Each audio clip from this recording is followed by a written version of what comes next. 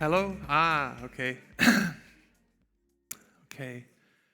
Good afternoon, everybody. Please give me a signal. Hello. Yay. Okay. I have the unenviable task of the second day after lunch. So I'm looking at all of your eyes. No one's half asleep. Okay. My name is Peter. We're here today for the session Leveraging Tourism for Community Development. And I know that this is very, very close to the hearts of many people here.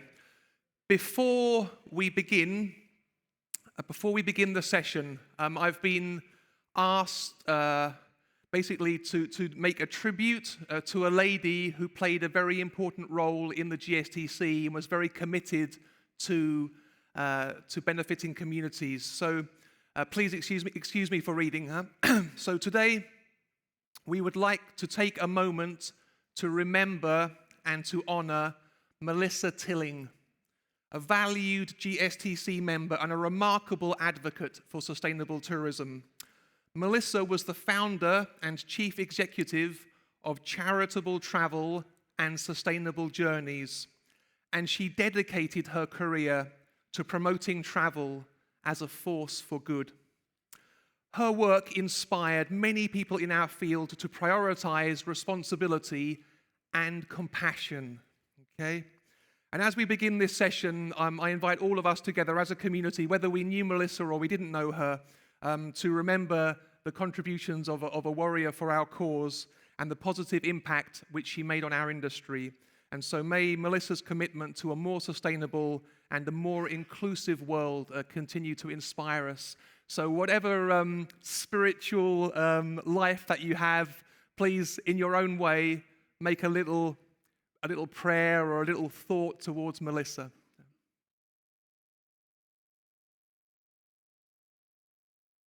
Okay. Thank you, everybody. Thank you very much.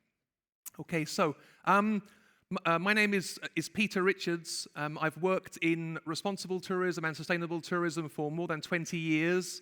And I've done a lot of work on the ground with local communities. I was one of the founders of Thailand Community-Based Institute.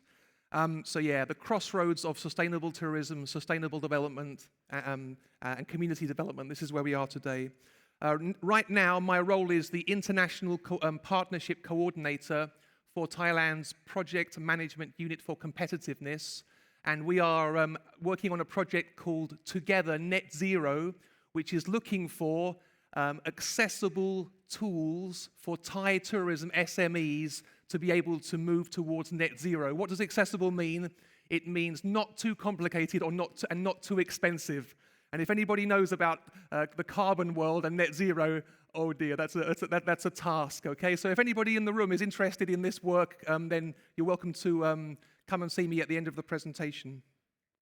It's really a pleasure and an honor, and I sincerely thank you to the GSTC for the opportunity to be a moderator today, and we have a really fantastic panel. Please, can I invite the panel up onto the stage, and then I'll give a quick introduction. Thank you. Okay. I'll move up here as well. Okay. Thank you, friends. Okay, so... Okay, so our session today is going to explore how each of these speakers is harnessing tourism to support community development and also like society, community well-being, and cultural heritage. So we're talking about holistic benefits for communities. Yes, economic, but also social and cultural and environmental as well. And each of the presentations will show us how the speakers, this is the interesting tag of this panel, yeah? When we prepared for the panel, we said together, this can't be another presentation with overlapping best practices, talking about community-based tourism. We've been having those kinds of panels, for more than 10 years. So we wanted each of the presentations to focus on something which is a challenge for all of us now in 2024. Okay, so we're talking about community benefits, but we're also talking about pain point issues. So Aditi Chanchani, over here, is the chair of the GSTC India Working Group. I will introduce her in more detail later, but she will show an incredibly interesting presentation, okay? I won't spoil it, but it shows also how to engage niche domestic travelers to support responsible travel which benefits communities, okay? So it's a wonderful case, but it also opens how do we reach niche responsible travelers. Charlotte over here, Charlotte Piffard, is the leader of the EXO Foundation. So she works for EXO Travel, one of the pioneers of sustainable tourism in the DMC world. And she will be showing us, as well as the organizational strategy and examples of work, how to add value to responsible community experiences through smart marketing communication, okay? Think of all of the people that say we've worked so hard to develop great products, to develop great standards, but how do we sell more? How do we add value, okay? Mr. Ewaldo Reis Amaral is the Senior Manager, Organization, People Development, and ESG at tickets.com, okay? Now, this is, and again, a super interesting presentation. How to mobilize and motivate staff to understand and to actively support local communities to benefit and participate in tourism, okay? Last but absolutely not least, Mr. Bhummikitti Ruktaengam. Is it okay? Okay. Mr. Bhummikitti is president of the Sustainable Tourism Development Foundation based in Phuket. He's an amazing mobilizer. His team really love him, okay? And he's also the person that has succeeded in bringing the GSTC annual meeting to Phuket in 2026. Everybody, please. Okay. Okay, and we've been joined here as well by the governor of Phuket. Sir, it's really fantastic to have you here. Thank you so much. Yeah. Okay. So, Mr. Bhummikitti will give some examples of best practice community-based tourism, but including in Phuket, in this, huge popular destination, and also show how destination management organizations and networks can support and promote CBT. So this is the big picture. 4 interesting cases which approach community development from different directions. Okay, so I will now give a slightly longer introduction to Aditi, only about 45 minutes, okay? No, I'm just kidding. Okay, so as I mentioned, Aditi is chair of the GSTC India Working Group, and she's also a member of the Destination Stewardship Working Group.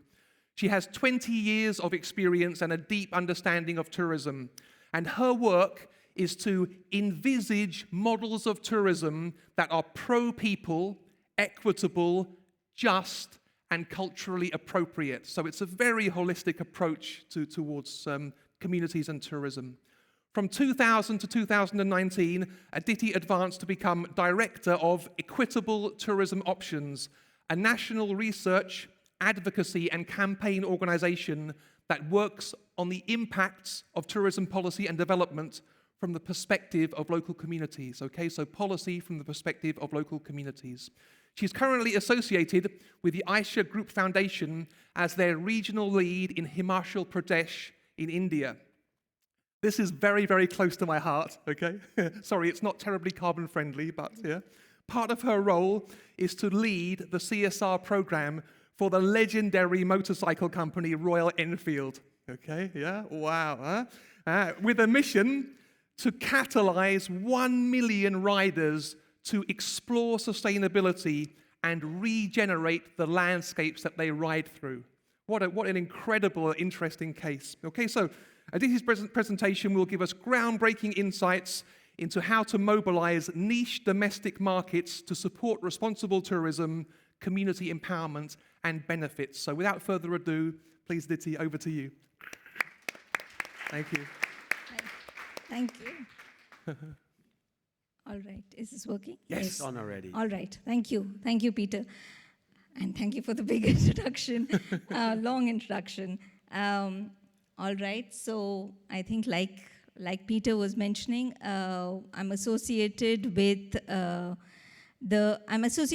foundation that looks at the Royal Enfield motorcycles, which is the company brand that's there.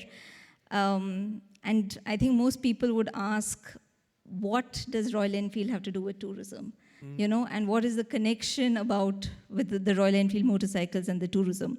And I think for us, I think the passion was always, the idea of it that, everybody who ever owned a motorcycle, and when we asked many of our customers, they always said for us, our aspiration was to go to the Himalayas, and it was the epic journey that one would take. And we realized that if that was the reason, then there were two things that came out of it. One is, how do we work with the rider community? And second is, how do we work in the Himalayan region? And therefore, that helped us, focus our social mission in the last few years towards looking at these two aspects. And therefore, the third part, which is the most integral part of it, was if it was the Himalayas, it was the fragile ecosystems, it was the whole traveler, rider community, it also then had to be the local communities and the local communities in the Himalayan regions, and how do we really work with that?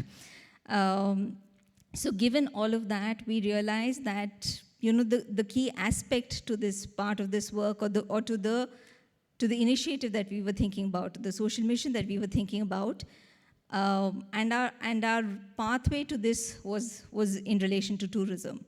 And how do we work with local organizations, local communities, the riders, on sustainable, responsible tourism, and what could those initiatives actually be about? And therefore, to just give you a little bit of a background, which maybe some of you all are familiar with, but in India, there is a law which says that a corporate that earns, there are certain criteria, but if you earn a certain amount of net profit, then at least 2% of your profit needs to go towards the corporate social responsibility.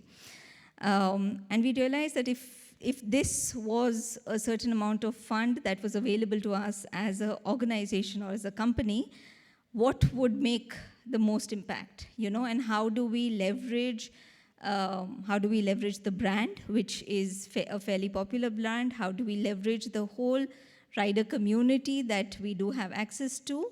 And how do we contribute to a space or to a region where we are also contributing to the negative impacts, because like we'd say that, you have half a road and you've got a motorcycle or you've got riders getting to those places. The communities may or may not be ready for tourism, but how do you sort of ensure and make that work? So the Aisha Group Foundation was formed in 2015, and we sort of relooked at our social mission. And like Peter mentioned that, our aim is that we work with 100 Himalayan communities and landscapes which are resilient and thriving in the face of climate change. This is an audience I don't need to speak to about climate change, because I know, most of you all know about it, are aware about the kind of issues and the changes that are taking place. And we said that, so it was the communities and therefore the riders that we look at. This is the key geographical region that we work with, looking at the main biking routes that we are looking at. So it is the Western and the Eastern Himalayas. And this is where most of our work and our projects are focused on. What I'd like to do is to, over the next 2-3 slides, actually take you all through some of the initiatives that we've been involved in relation to the tourism work that we've been doing with the communities. So the first one that actually started is what we called the Green Pit Stop. And this really started as, so this is a place, the first thing that started was looking at just clean amenities for the tourist. And along a very popular biking route, if you all are familiar with it, from Manali to Leh, there is a small place called Kharu, which had a very unclean and unhygienic toilet. And we said, how do we ensure that we have a clean facility for the traveler? And actually from there, the whole idea of it grew that, if it is about the amenity for the tourist, how do we make it bigger than that? How do we ensure that it can become a space which talks about, which talks about the architecture, which talks about the integrity of the place, So in Kharu, the building that we have is completely rammed earth. The one that we're having in Himachal right now is the Dhaji style architecture, which is with local stone, wood, and mud plaster. So, it's looking at local resources, local aspects of it. And what we did was to ensure that all of this is integrated to the local communities, So it is another form of community-based tourism initiative, but of a slightly different nature, because we said, how do we ensure that this is run by the women? The scales are very, very different. So the place in Kharu is a group of 6 women, but the one that we're looking at in Himachal is actually going to be a group of over 200 women. And how do we work across looking at the whole supply chain that needs to be there, and across different things. So, like we're talking about a clean washroom, drinking water facilities, accommodation, different aspects of it. Our collaborations are very different. Our partnerships are very different. Sometimes, again, it's a small group, while in Himachal, we're really working with the government and the administration, and the kind of challenges that we have with them, looking at a government structure, what does that really mean? But the idea is, how do we demonstrate tourism which can be more community-focused, which can be more sustainable, and how do we go forward in that practice? So this is one of the projects that we're looking at, where there's a strong community connect, not just to a particular building, but also looking at, how does that building become a hub for other development work and development projects that is taking place. So the second one that I actually wanted to speak to you all about, and what Peter was also mentioning, is a project that we call the Great Himalayan Exploration. This is a project that we've signed up. It's a collaborative project with UNESCO. And this is about documenting the intangible cultural heritage of the Himalayan region. And the way we thought we could do this is to engage with the rider community, with the huge domestic rider community that we have, where people actually sign up for it. A certain amount of the costs is also what is borne by them.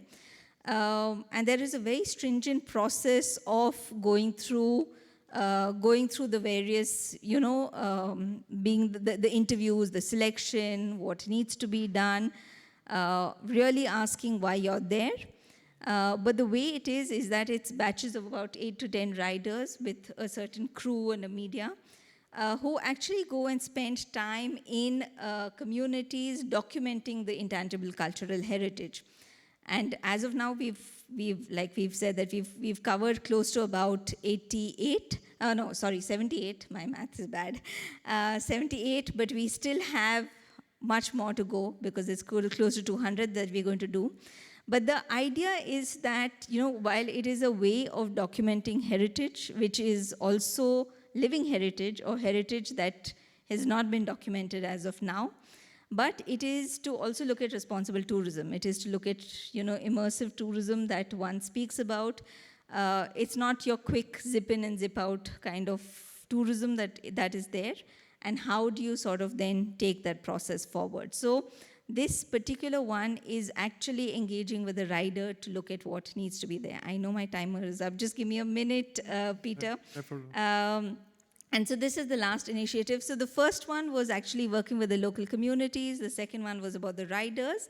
And the third, what we are trying to do is that we've got what we call the Responsible Tourism Fellowship Programs, which are fellowship for the young people, in the local communities. And what we realize is that very often, or what we've been seeing, is that, we speak about tourism and sustainability, but we never really understand the framework of it. So this is a 6-month-long fellowship program that gets communities to understand what it means for sustainable, responsible tourism. They go back to their communities, they work on a particular project, and then through the RT conclave, which is an annual conclave, they make a pitch for 2 funders to be able to then support the work going forward. So as of now, we've got 9. We hope we'll have many more. But we also realize that we need many more partnerships and collaborations, because Royal Enfield on its own is not going to be able to sustain this. any work with communities takes 3 to 5 years to mature, if not longer. And therefore, having more organizations, more like-minded people who wanting to work with us on these initiatives is something that would definitely be useful.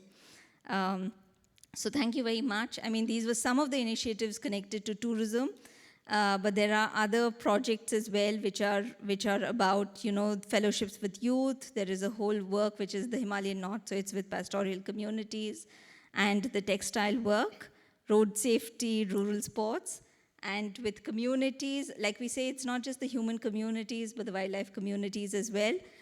So that's the other work that we do as well. Thank you. Thank you so much, Aditi. Thank you. Okay. Just grab this. Okay. Thank you so much, Aditi. Okay, so community development, product development plus research, capacity building, partnerships. These are some of the nice main ideas that we have from this presentation. Okay. Just fixing up my iPad here. Okay. Next, we're going to have Charlotte. Okay, so just to give you a little bit more information about Charlotte. Yes, she's the leader of the EXO Foundation. She has more than 8 years of experience in travel and tourism. She's worked across Nepal and the Himalayan region, also in Cambodia and Thailand in a range of different roles for DMCs. And she's very passionate about sustainability, and she's passionate about initiatives which combine community, conservation, and tourism. Her focus is on building meaningful partnerships with NGOs and ensuring that social and environmental practices are woven into the fabric of EXO Travel's operations. So this is an artistic vision of technical work. Fantastic. Okay, so Charlotte will introduce EXO's mission to support local communities. She will share successful strategies to communicate and add market value to responsible community experiences. Thank you very much, Charlotte. Thank you. Go for it. Hi, everyone. Thank you for coming today and listening to what we have to share at EXO. To give a little bit of context about EXO Travel, we are a DMC that has been operated in Asia for more than 30 years, and 70% of our clients are FIT, and we do mainly tailor-made travel. So at EXO, we really try to have sustainability at the core of everything we do.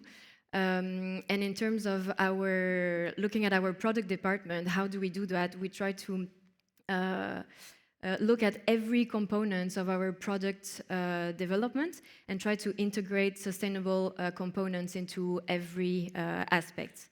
So this enables us to create a cycle of growth and opportunity for locals we're working with. But we also look at purchasing services from suppliers that take action to protect the environment and their local community. So to illustrate this, we launched back in 2018, just pre-COVID, an initiative called Travel for Good. So the idea of Travel for Good is to categorize our product that have a positive impact either for the communities or the environment or the culture into 10 different categories. So you can see the 10 different icons here that fall under 3 main pillars: nature, community, and culture. Through this initiative, what we are trying to do is first collect and track data, because this obviously enables us to set targets for the years to come. So for example, here you can see that in 2023, amongst all of our Travel for Good initiative across 8 different countries, the most used icons are art, food, creativity, heritage protection, and cultural diversity. This allows us to, for example, put our focus for next year on developing more community-based tourism tours, or like off-the-beaten-track tours that we really want to push for next year. We are also able to collect data looking at the amount of purchase that we do to locally owned suppliers. So in average at EXO Travel, across the 8 countries in Asia, 38% of our purchasing comes from local and independent supplier. This excludes obviously big hotel chains and airline. which explains in some of the countries the low score. So the idea is really for us to understand how can we, we really try to understand what do we sell and to whom, who are our suppliers, where does our money go, and what impact does it generate to local communities. And then one big and important point, how do we communicate this? We understand that as a middleman in the industry, because we work in B2B with travel agents all around the world, we have a responsibility in putting in the forefront these experiences that any average travelers wouldn't find when just traveling on their own. So how do we do that? We use our agent hub. So all of our agents are able to research by the products by category. So it can be low carbon, nature conservation, homestays, and so on. And then we publish once a year a sustainability guide, which highlights all of our initiatives, goes deeper into what is travel for good and how what type of experiences comes out of each icon. Each icon has obviously specific criteria, and to receive a tag, a product needs to comply to all of these criteria. And then a big part of it also is our travel consultant. They are being trained regularly because they need to. We try to have them highlight for any standard tour that they add in their itineraries, one travel for good product as an alternative. So just to illustrate a little bit better, I'm going to go through a few different icons and show you how are we doing it. So for the low carbon icon, which aims at reducing the carbon footprint of our tour, we have last year, partnered with TITA, the Thai Ecotourism and Adventure Travel Association. So we are looking with them at assessing and measuring some of our best-selling tours, and they work with our suppliers to train them into implementing carbon reduction strategies.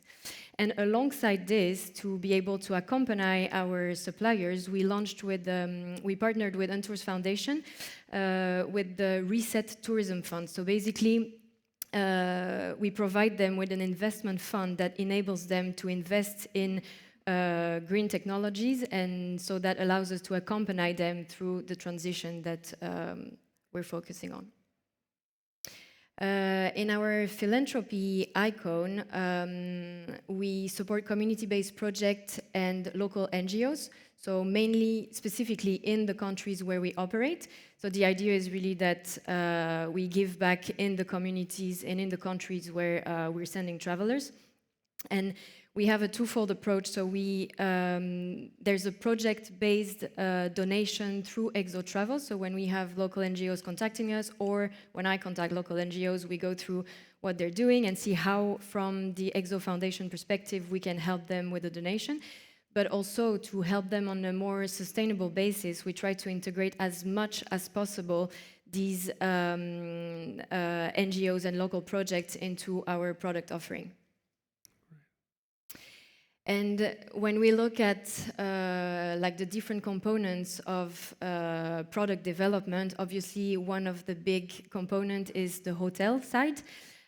So with the hotels, we have been working with Hotel Resilient for more than 4 years now, collaborating on developing a digital platform that aims at tracking the sustainability efforts of the hotels we're working with.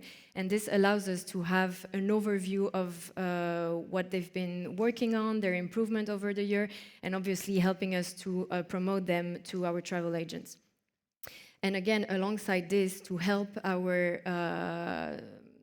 hotels, and often like the small and middle-sized hotels that don't always have the resources in-house, we are collaborating with an NGO called Asset that has a network of vocational schools all around Asia, and we are co-writing an eco guide that is a collection of the best practices that are available in our destination, with case studies so that they can refer to. I can send you the PowerPoint afterwards. Perfect. And then just to end up here, I think it's important also to highlight the role of the EXO Foundation with EXO Travel. EXO Foundation is the non-profit arm of EXO Travel, and it acts as guidance to the EXO Travel offices all over Asia. So it's an independent entity, and it looks at all the practices and the guidelines available in our industry to be able to support our teams and apply these criteria wherever we can. Perfect. Wow. Thank you. Okay, thank you, folks. Okay. Thank you so much, Charlotte. Okay, so putting sustainability at the heart of strategic, data-driven product development, communication which is clear and thematic, and pushing sustainable tourism to the front of the buyer's experience in B2B supply chains, and a localized strategy to support NGOs and projects in Thailand. Fantastic. Thank you, Charlotte. Thank you so much. Okay, next we have Mr. Ewaldo Reis Amaral, the Senior Manager for Organization, People Development and ESG at tickets.com. Ewaldo is a seasoned, award-winning leader. He has over 12 years of experience blending expertise in people and human development with a passion for sustainability, ESG, and community development. Okay, so yeah, a people person. In his current role at Ticket.com, Ewaldo drives impactful initiatives like the Ticket Academy, an innovative employee development platform, and which also he champions sustainable tourism and ESG programs. So he's going to share a fantastic program with us today. It's really interesting. How to engage staff in Ticket.com's community development mission, okay? And the program delivers understanding, skills, colleagueship, and also sustainable business relationships between local communities and Ticket.com. So it's a pleasure. Sir, please, the mic. Thank you, Peter. Yeah, it was quite a pressure, to deliver the presentation after two amazing women here. Okay, so hello everyone. My name is Ewaldo. I'm from Ticket.com. For those who haven't known about Ticket.com, so we are the pioneer of online travel agent in Indonesia. We have been in this business for 13 years. Right? Our headquarters is in Jakarta, Indonesia, but we have several offices outside of Indonesia as well, like Singapore, Malaysia, Philippines, Thailand, Vietnam, as well as India. So one thing that I would like to share today is one of our programs that related with community development. Right? The name is Jagoan Pariwisata, or in English you can call it Tourism Warrior. Right? So this is a collaborative educational program combining a pentahelix program, right? So this is us. We consist around 1,400 employees right now, 10 different nationalities, 10 working countries, and as you can see, Gen Z already coming to the offices, right? And is also starting. We also have like 38% of women employees in our companies right now, right? So what is the Jagoan Pariwisata or Tourism Warrior is all about, right?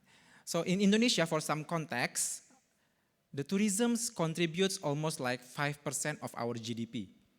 And one of the big elements is the tourism village, right? We have like almost 5,000 tourism village. And we have a discussions with our Indonesia Ministry of Tourism. What should we do for the tourist village? And then one of the big findings after the discussion with the ministry is there is a big competency gap that currently happening in the tourism village. Right? They don't know about how to speak English, how to increase their literacy in terms of digital, right? They lack of identity as the tourism village. They don't know how to marketing their tourist village, right? So after the discussions, we talked with the ministry that, okay, this is the part where Ticket.com we can contribute, right? And at the same time, myself as an HR practitioner, right? I talk with my team. Is there any other way to developing our employees, right? Because inviting people becoming speaker or trainer in the office is quite boring. Is there any other way to develop the employees besides lecturing, training, and so on? After discussion with my team, one of idea is what if our employees becoming a teacher or becoming a mentors? Right? So with that two conversations, the first one with the Indonesian ministry and then the second one with our team, HR, what if we combine these two, right? So we come up with this program, right? The code is Jagoan Pariwisata or Tourism Warrior.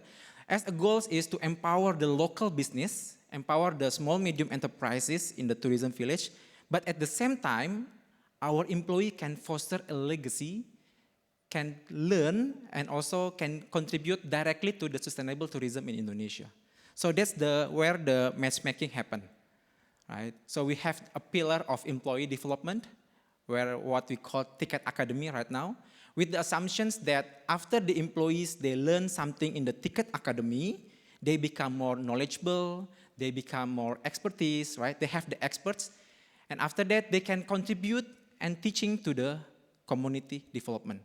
So it's like a matchmaking, employee development, they have the expertise, but at the same time, the community, the local business owners in the tourism village, they are hungry to learn.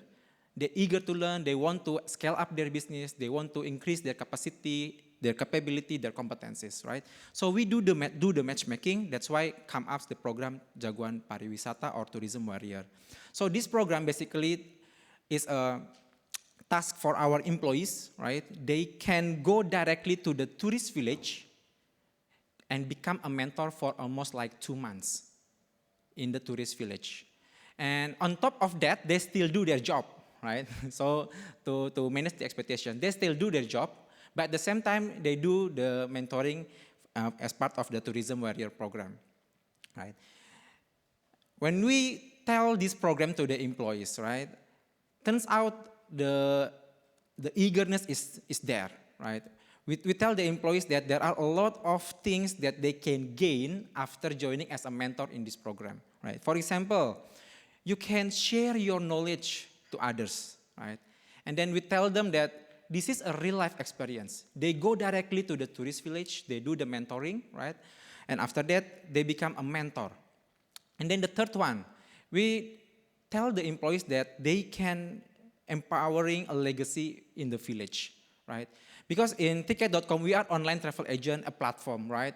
We tell that, okay, you impacting the tourism industry indirectly, right? Like, okay, I do the coding, yeah, I impacting the tourism industry, but indirectly. But when we do the Tourism Warrior, Jagoan Pariwisata program, they feel like, okay, I give the impact directly to the tourism industry.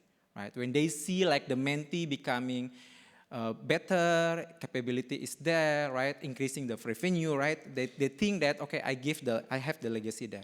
And also we tell the employees that you have a development plan when conducting and joining the Jagoan Pariwisata or Tourism Warrior program, right? Because when one of the research saying that when you teach, it's the best way to learn, right? So they feel like, okay, when after the program, I also learn something from the program. So this program itself already running for 3 years, starting in 2022, right? As you can see all the numbers here. The interesting part of this program is we got like 3 big benefits from the program, right? The first one is about impact to our business. So many people, I think in this room or also in yesterday's discussions, we talk about how to balancing sustainability and profitability, right? But this program is offering, the first impact is to related with our business. And it's not only about branding, but it's also about profitability, right? How we do it is after do the mentoring program, we ask the mentee, which they have like homestay, they have attractions, right? To partner with us. So they can sell their products in our apps, right? So they have more exposure, more customers that know about their products, and it increasing the potential of their revenue as well. When their revenue up, our revenue is up also, right? So it's like both sides. So that's the first one is about impact to our business. The second one is the impact to our staff or employee engagement as well as the learning cultivations, right? Because people feel that, okay, this is the best way to learn. I teach others. This is not a boring way of learn, right? So the cultivating of learning culture is there. The third one is about the impact to the community itself. It's not only about increasing their revenue as stated in the slides, but the mindset as well as the capability and the competency that they have after the program. Right? And this program still continue up until today. And this is one of the moonshot program that we have a collaboration, as I thought pentahelix in the beginning of the slide, collaborations closely with the Indonesia Ministry of Tourism. And after the program, I also asked to our mentors, right? And most of them tell that, okay, I learn new skills, I can use different characters. When I talk with another mentees, right? I learn about how to communicate with the peoples, right? And it also happening to the mentee as well. So we asked the local business owners in the tourist village how they feel about the program, right? So most of them enthusiastic about the program. They happy. They thought that this program bring added value to their business and so on. Okay, and one of the amazing achievement from this program is after the program, I told my team that we have to create a white paper for this. Right, so because this program is not only covering about HR, it's not only covering about sustainable, but also covering about business. Right, so we create a paper, we submitted the paper to Indonesia HR Summit 2023, and we got the best outstanding paper for employee and innovation program. And at the same time, we got another award from Public Relations Indonesia Award for the CSR Community Development of Jagoan Pariwisata. I think that's all for my presentations. Thank you, Peter. Back to you. Wow. Oh, amazing, no? A professional academy helping to build the capacity of a network of 5,000 tourism villages, which is a powerful transformational experience for the staff. It also creates new business relationships with the communities, and finally, you have very high satisfaction from both groups. Okay, so last but not least, save the best till last. Mr. Bhummikitti Ruktaengam is the president of the Sustainable Tourism Development Foundation of Phuket. He's the advisory chairman of Phuket Tourism Association and a volunteer coordinator for UNESCO's Creative City Gastronomy project in Phuket, and there's plenty of delicious food in Phuket. He's an expert in marketing and digital platforms, specialized in customer journey and touchpoint analysis, customer experience, and engagement design. And he's a leader and a key resource person for sustainable tourism development in Phuket, but also in Thailand as well. His team, as I mentioned, secured the GSTC26 for Phuket. So BK's presentation will add a destination lens to our discussion on community benefits. There will be cases of CBT, but also discussion about how stakeholders in Phuket are supporting and promoting community-based tourism. Thank you, sir. I thank you very much for having me here.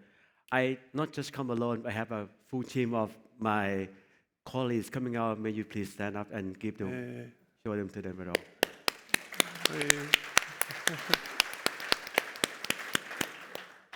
Okay, I come into the slide, sorry. It's not coming over here. Team, we don't see the slides on the screens. Okay. All right. Thank you very much. My name is Bhummikitti Ruktaengam, but in short, call me BK. That's pretty much. CBT in Phuket is very important for the economy. In Phuket, we have 90% rely on tourism. So when the COVID hit us, that's why our economy has been very sloppy. But CBT has been very important for us because it's not only on academic driven, but it also protect the social and environmental as well. But I'm talking to you today that part of the CBT in Phuket, there are 6 of them, and we are typically have one of them to be the prototype. The thing is, when you want CBT to grow in business, growing more revenue, you mean you need to have more tourists coming along. Why you have more tourists coming along, you have more problems, especially environmental related to problems. But we need both of them. We need to have a very good environment, while we need to have a better revenue for the CBT. So we are going to the foundation. Actually, this is the long-term commitment to us. Our government somehow, without consulting to us, committed something to the world. Not only Thai government, but your government as well. They never asked us, but they said something into the world. And then in Thailand as well, they're committing to have carbon neutral on 2050, while net zero on 2065. Again, without asking us at all. However, last year in Phuket, we have a not very good news. There was a said world most overcrowded holiday destination, wall to people. And one of them, of destinations, is Phuket Old Town. That's inspired us to do something with our CBT. This is Phuket Old Town. Anyone been there before? Thank you. You all are welcome on 2026 anyway. But Phuket Old Town is very fantastic on European architectures.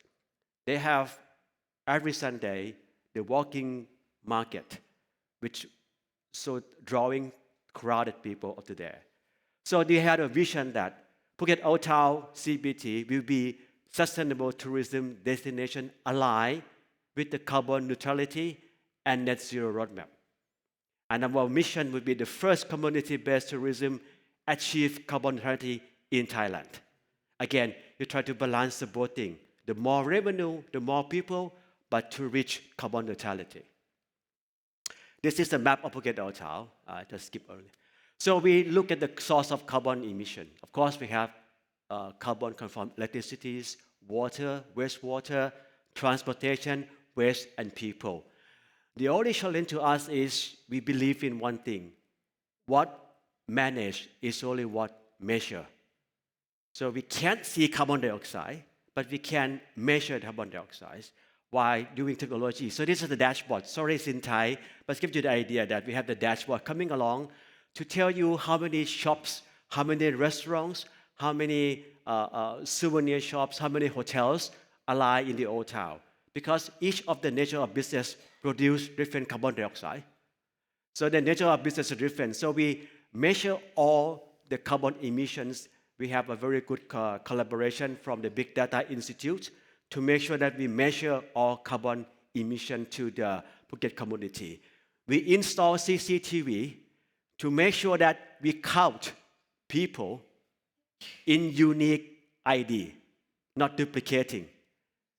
So we have the AI equipped in CCTV. So to make sure that every person count in calculating to be the carbon emission. This is the transportation that we have also have AI to count on each of the transportation because each type of transportation emits different carbon dioxide level. So it's from motorcycle to trucks to car to bus, for example. So basically, our foundation collaborating with technologies from Big Data Institute and to collecting all the data on the waste, transportation, people, and most importantly, we do what we call the waste journey design to make sure that each of the waste go to the right treatments. The bottom line is no landfill from the waste from the old town because we all know landfill will produce methane, and methane is the bad for greenhouse gas effects. So we use the blue. Can you guess when the blues go to? The blue go to incinerator to burn it. The green go to waste organic composer. The yellow go to recycling factory. And the pink one is the grease from the grease tap goes to waste organic composer. So all the waste actually have the waste journey to go. There's no landfill at all, zero landfill. Our foundation invested to equip the waste organic composer. That's quite a lot of money. It's installed already. So the waste organics that produced in Old Town will never get out of the Old Town. It will be there, treating there, and the byproduct on this will go to biogas, which we convert to lighting. And part of it go to the liquid fertilizer, which give to the farmers later on. The capacity of this waste organic composter is 500 kilo per day, which is enough for the old town. So basically, if you go to the old town today, and I ask to the old town community, there is one kind of waste actually give the headache to the Phuket old town community. Can you guess what it is? Coconut. Oh. Because you all drink water and you throw it away. And it's very heavy. So we need to manage the coconut very well in order to make it to the organic waste composter. We train what we call our young ambassador. So basically, in the Sunday market, we have a trash centers having 12 bins in each centers to make sure the tourists have the right bins to throw. Otherwise, they throw everything in the same bin, and that's including organic waste, which consider 30% of the total waste. So we make sure that our young ambassador inform the tourists and the residents that this is a bin, the supposed right bin for the right place, for the right trash to go. And because of transportation is emits a lot of carbon dioxide, so we collaborate with Phuket Smart Bus Company to do the EV bus in the Phuket Old Town. It's free of charge. We sponsor them, and to make sure the tourists don't have to rent a motorcycle and go around, they can go to the bus stop, put on the EV bus, and they can wander around the Phuket Old Town. So altogether, we expect that by 2030, we will reduce the carbon dioxide for 30%. And by doing so, we will trade the carbon credit in return to get 24 million baht. It's more or less about, 80,000 US dollars per year. Not many, not much by the way, but it's enough to circulate the money, go through the waste organic composter, go through the trash bin that we distribute to the old town. So basically, this is the foundation tackling the problem, and the bottom line will be we need to balance between the revenue generating from the tourists and the environmental concern while we have more tourists. Bottom line, you are welcome to GSTC 26, and you can see the real implication in Phuket Old Town yourself. Thank you very much.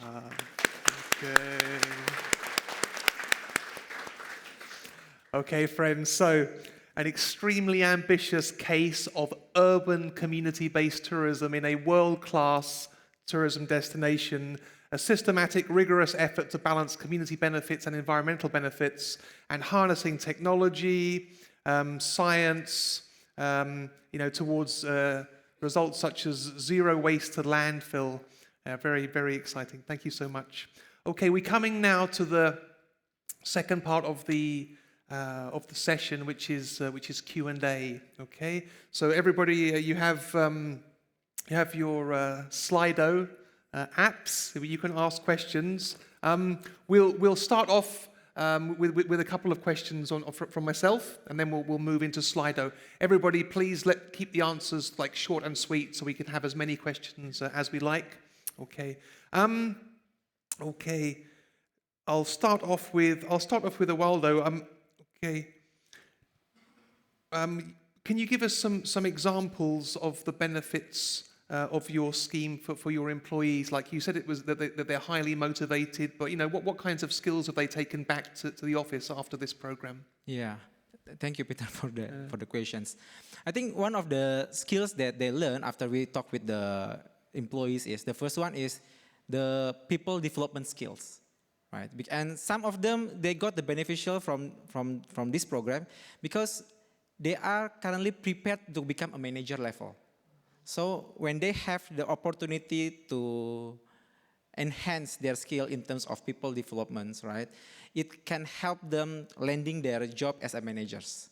So that's the first one. The second one related with the business acumen itself. So as a mentor, they learn also about what is business actually and how to contribute and also impacting the business in terms of tourism, right? So and then the third one is about how they can have a sense of contribute to the nations. So people talking about we have to do good things to country, right? But they don't know how to do it, right? So with this program, they have kind of platform to do so, right? Hope it answered the question. Fantastic. Thank you very much. Yeah, right. So many people want to do something. They want to make a contribution, but they're not sure how. Okay, Aditi, you were the first speaker, so you've been sitting there. It's time to reactivate. How will Royal Enfield ensure the sustainability of these? There are several different initiatives. You're doing a lot. How will you ensure the sustainability of these initiatives? Yes, what we do is most of the programs that we have, we work with local organizations who in turn are working with local communities. And even from the start of the project and as we go through, there is a particular sustainability plan. So whether if it's the green pit stops, it's after the construction, it's after the training, we actually work with them to develop a business plan to be able to say, how does it work? And then we handhold them for the next 3 to 5 years to look at, what are the kind of operational expenses that may be required? How does one go about doing it? So each of the initiatives and with the local organizations who are working with the communities, we look at how it can be made more sustainable before, Royal Enfield needs to exit out or something else that needs to be done based on that. Okay. Does Royal Enfield actually have a travel section? I mean, does Royal Enfield sell motorcycle tours or it's pure CSR? No, so two parts of it. So there is the Royal Enfield, which is the company part of it, and they have organized tours. So, there are different kinds of tours, right, from the Himalayan Odyssey, which is the all-time tour that is there, to something what you call One Ride, which is that on, I think, the third Sunday of September, people across the world, all the Royal Enfield clubs go out for a ride. It's a 2-hour breakfast ride, it's a 1-day ride. So there are different kinds of rides that get organized. So that's part of the Royal Enfield network, which is there. And then the foundation is what looks at the CSR part of the work, where we look at the social mission, what we do. But there is always a very keen network and a collaboration between the brand and the social mission. Yeah. Thank you very much. Thank you. Thanks. Okay. Charlotte. So, do you have some examples of the measurable benefits of EXO's tours to the communities that you work with? Yeah, definitely. So we look at indicators like increased employment rates inside the communities we're working with, better access to healthcare or education, improved infrastructure, better waste management system. These are all type of indicators that we're tracking alongside our suppliers, our NGOs, and on another side, we're tracking them with, like, for the hotel part, I would say, we're tracking them through our the Hotel Resilient platform. So yeah. Okay, perfect. Okay, thank you very much. Mr. Bhummikitti. That would be me then. That's right, sir. Okay. Okay, we can. You gave us information about a lot of the back office way that you're supporting the community. Really, really interesting. Like using facial recognition, unique facial recognition. What other ways are stakeholders in your foundation or in your network promoting or supporting community-based tourism in Phuket? Well, have you heard the words, the sentence called, "What brought you here won't get you there"? It's about Phuket has been popular so far, but we can't use the old same tricks to get us further. Okay. That's why I think there's 2 things that we're actually conducting now. The first thing, we really focus on how to make the CBT equip more on sustainability. Okay. So we give them education, collaborating with them to develop programs. I think on World Travel Mart, one of the CBT in Phuket, so-called Bang Rong, got a very award from the WTM for example of very good sustainable community-based tourism. And the second one, keep it on the young generation for education.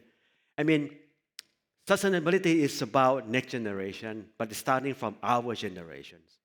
The result coming to our generation may not have the fruitful today, but it will definitely reflect into the future generation. But education is always the key, and that's why our effort, part of it, will build more what we call young ambassador to understand a little bit on sustainability and to collaborating in real time and in real action with us. Otherwise, if we keep doing in our generation, which is not have too many days left, it may end up very soon. That's why I think two parts. CBT is important for revenue generation to the communities, but they need to equip with sustainability mindset. But the second, which is very important, is about the building up the young generation network. Let them aware of sustainability. I think the two keys of this, it will be successful not only in Phuket, but you can also apply to your area later on. So do you do monthly activities with the youth, or 2 or 3 times a year? How are your members involved in the capacity building or the training? We don't have like regular activity, but we do the project based. Okay. For example, the Phuket Old Town carbon neutrality, we aim to set the 30% reduction by 2030. But from there, we have activities along to make sure that all the partners will come and help to achieve all the targets.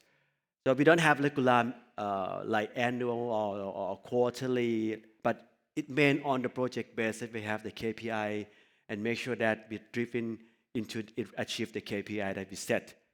So it's probably not the short while, it's a long-term project that we're actually complementing. For example, GSTC26 is another project based, but again, we having opportunity to host GSTC26. Not just Phuket will host it, but we want to make sure that people in Phuket in tourism aware of the sustainable tourism, and quite successful because they are exciting about having opportunity to host the meeting. Absolutely, and I mean, you have 2 years to prepare young people to be Right. hosts, right? Co-hosts. It's really exciting, huh? We consider ourselves young, right? We are. Okay. Yes. Okay, folks, please can you put the Slido questions up onto the screen? Thank you so much. Okay, so now, here we are, folks. Ewaldo, how do you select the local people or the candidates to join your program, and how do you measure the long-term outcomes after the program ends? Okay, so for this program, actually, as I told you, we do the collaborations in between us and also several stakeholders, including the Indonesia Ministry of Tourism, right? So the first thing is when we need to choose the tourist village, we need to consult with the ministry. Is there any specific area that they want to focus and want to develop more, right? So after that discussions, okay, the ministry mentioned that, okay, there will be 3 tourist villages, for example. And after that, we create some several indicators. What are the indicators for the local business owners that can become our mentees, right? Some of the indicators, the first one, they have to already run the business at least for 6 months, for example, right? So, and then the second one is they are willing to do the mentoring program for the next 2 months, right? So we have some certain of indicators, and after they pass some indicators, they can become our mentees, right? And then related with how to measure the progress, the good thing is because we are a platform, right? We can monitor the progress of at least their revenues, right? So because they listing in our apps, we can easily track how's the progress of their ticketing revenues, right? How's the attractions, how's the user engagements from our apps. And we can provide it quarterly to them, so it can help them, to get a sense. Is there anything that they need to do further, or what the things that already they done is already enough, for example, right? So hopefully it answered the questions. Okay, thank you so much. Thank you. Okay, I think we can start maybe with Aditi for the next question. Okay, I'm not sure whether this is directly related to the work that you're doing, but it's related to the area that you're working in. So how can tourism help to raise awareness of environmental... Oh, sorry, excuse me. No, sorry. Sorry, yeah. How can mountain hiking destinations tackle trash which is left on the peaks and encourage responsible waste disposal amongst hikers?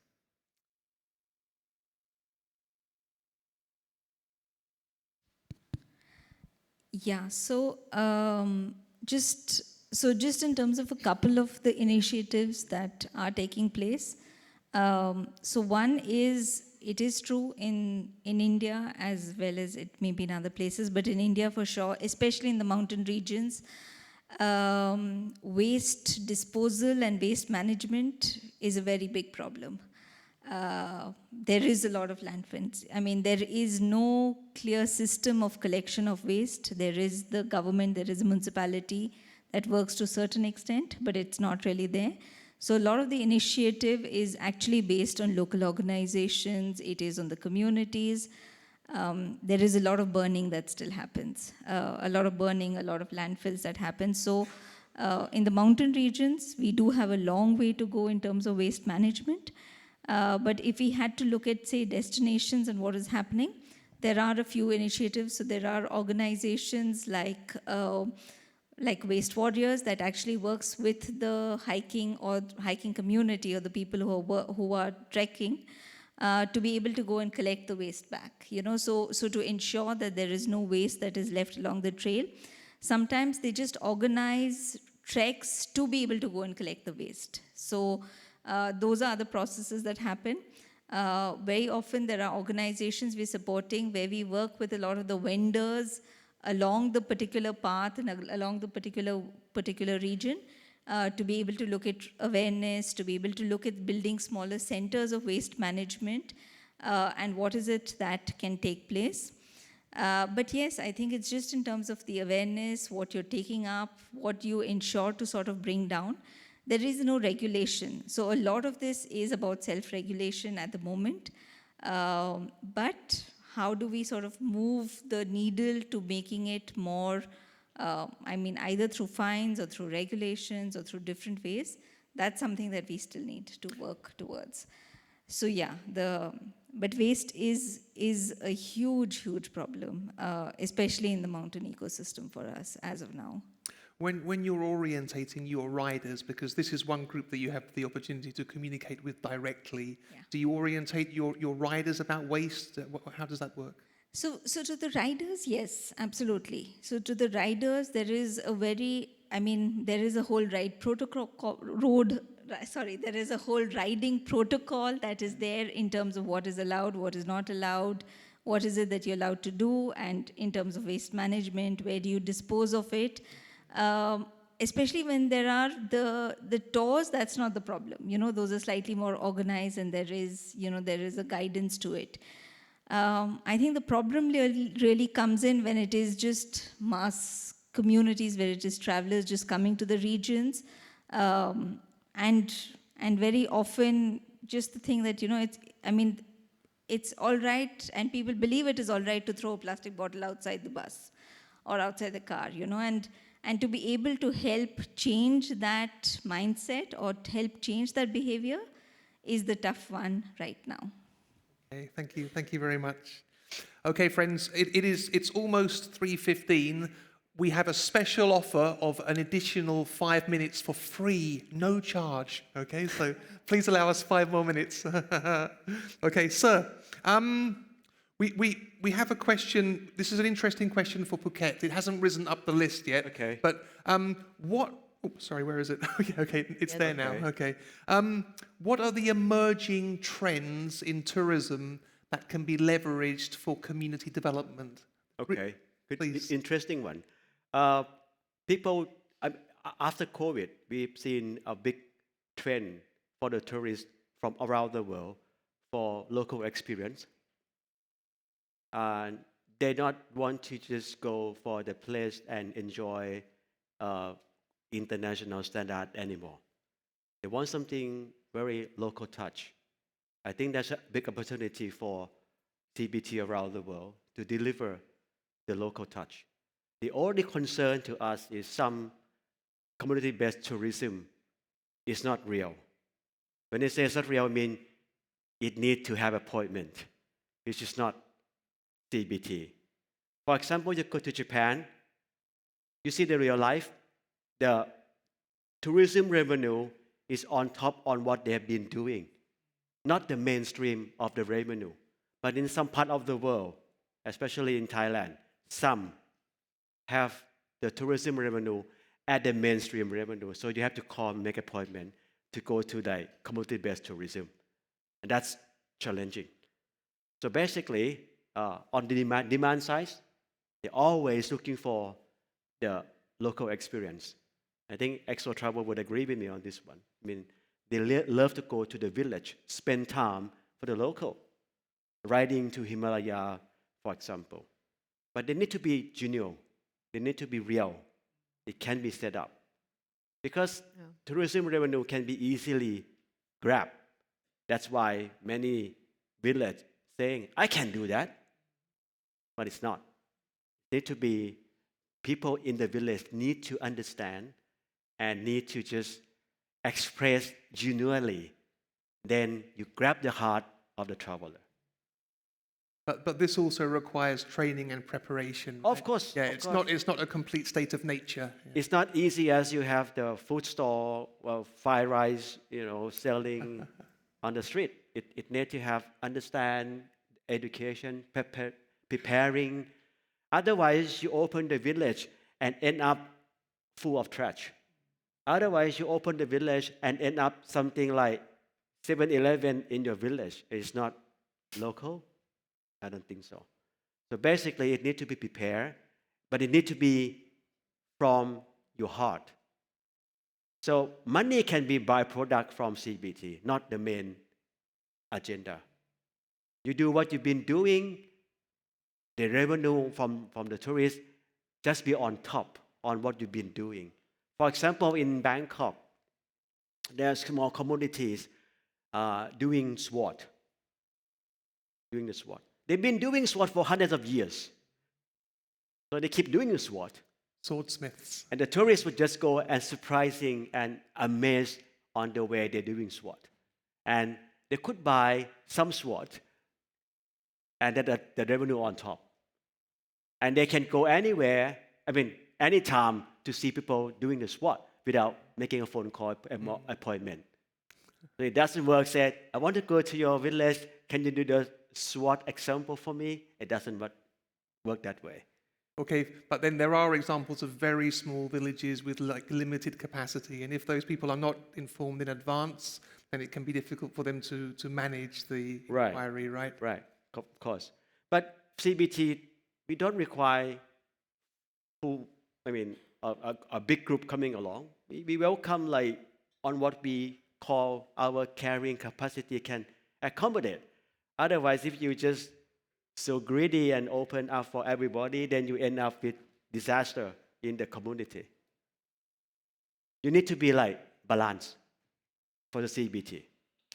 Okay, folks. Okay, now I've been given the 1 minute, and now the 1 minute is finished. So I think something terrible is going to happen within the next 30 seconds. So I'll give each of you, please, just two or three sentences, the absolute heart. Okay, how do you think that tourism can help raise awareness of environmental and social issues? So not income, environmental and social issues which affect local communities.